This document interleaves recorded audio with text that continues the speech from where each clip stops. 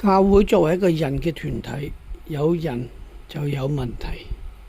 所以當教會入邊啲人出現問題嘅時候，今日喺福音中耶穌嘅教導係值得我哋可以去參詳，亦都係一個好嘅方法去解決喺團體中有啲人犯咗錯嘅時候，我哋點樣引領佢，點樣幫助佢，而唔係互相指責、排擠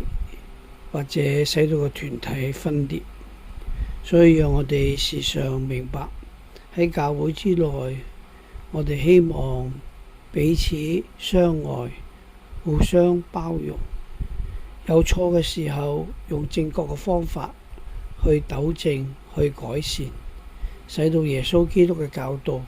能夠時常臨驗喺呢個團體當中，